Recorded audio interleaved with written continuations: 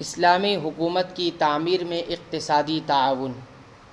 عثمان رضی اللہ تعالیٰ عنہ ان مالداروں میں سے تھے جنہیں اللہ تعالیٰ نے مال و دولت سے نوازا تھا۔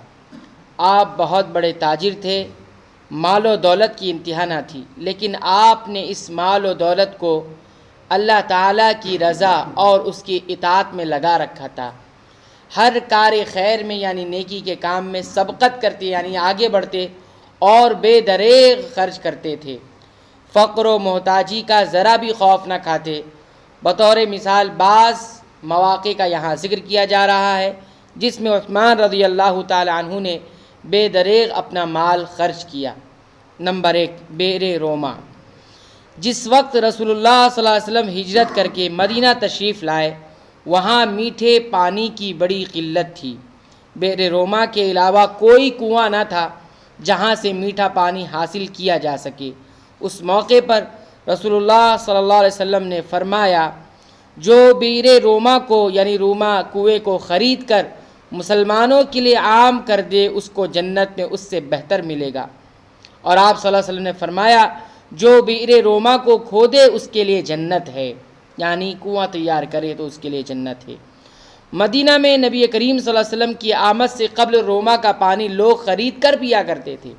جب مہاجرین مدینہ پہنچے تو انہیں پانی کی ضرورت پڑی۔ بنی غفار میں سے ایک شخص کے پاس پانی کا ایک چشمہ تھا جس کو روما کہا جاتا تھا، اور وہ ایک مد میں بیچتا تھا۔ نبی کریم صلی اللہ علیہ وسلم نے اس سے کہا، کیا تم اس کو جنتی چشمے کے عوض بیچو گے؟ اس نے عرض کیا، یا رسول اللہ، میری اور میری اولاد کے لیے اور کوئی ذریعہ معاش نہیں ہے۔ یہ بات جب عثمان غنی رضی اللہ تعالیٰ عنہ کو پہنچی تو انہوں نے اسے 35,000 درہم میں خرید لیا۔ پھر نبی کریم صلی اللہ علیہ وسلم کے پاس آئے اور عرض کیا، کیا مجھے بھی وہی ملے گا جو آپ نے اس شخص کے لیے فرمایا تھا؟ آپ نے فرمایا، ہاں۔ عثمان رضی اللہ تعالیٰ عنہ نے عرض کیا، میں نے اس کو مسلمانوں کے لیے عام کر دیا ہے۔ یہ بھی کہا گیا ہے کہ یہ ایک یہودی کا کنواں تھا جس کا پانی وہ مسلمانوں کو بیچتا تھا۔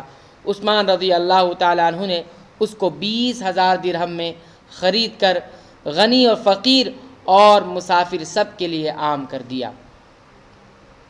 نمبر 2، مسجد نبوی کی توسیع۔ جب رسول اللہ صلی اللہ علیہ وسلم نے مسجد نبوی کی تعمیر مدینہ میں فرمائی تو مسلمان 5 وقتہ نماز اور خطبہ جمعہ سننے کے لیے جمع ہونے لگے، جس کے اندر انہیں اوامر و نواہی دیے جاتے تھے، یعنی اللہ کے احکامات سکھائے جاتے تھے، اور اسی مسجد میں دین کی تعلیم کرتے اور یہیں سے تیار ہو کر غزوات کے لیے روانہ ہوتی۔ اس طرح مسجد لوگوں کے لیے تنگ ہو گئی۔ نبی کریم صلی اللہ علیہ وسلم نے بعض صحابہ کو رغبت دلائی کہ مسجد کے بغل میں ایک قطع ارض ہے، یعنی زمین کا ٹکڑا ہے، خرید کر مسجد کے لیے وقف کر دے تاکہ مسجد کی توسیع کر دی جائے۔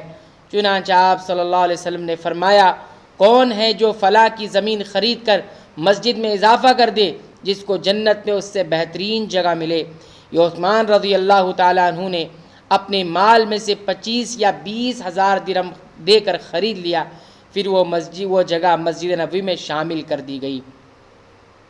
اس طرح آپ نے مسلمانوں کے لیے وسعت پیدا کر دی۔ نمبر 3، جیش عسرہ اور سخی عثمان۔ جب رسول اللہ صلی اللہ علیہ وسلم نے غزوہ تبوک کی طرف کوچ کرنے کا ارادہ فرمایا تو صحابہ کرام کو فوج کی تیاری کے لیے مال خرچ کرنے کی رغبت دلائی، جسے روم سے ٹکرانے کے لیے آپ صلی اللہ علیہ وسلم تیار کر رہے تھے۔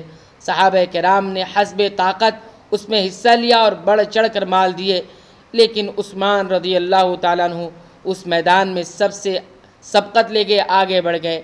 اس کی تفصیل میں انشاءاللہ غزوہ تبوک کے بیان میں آ چکی ہے۔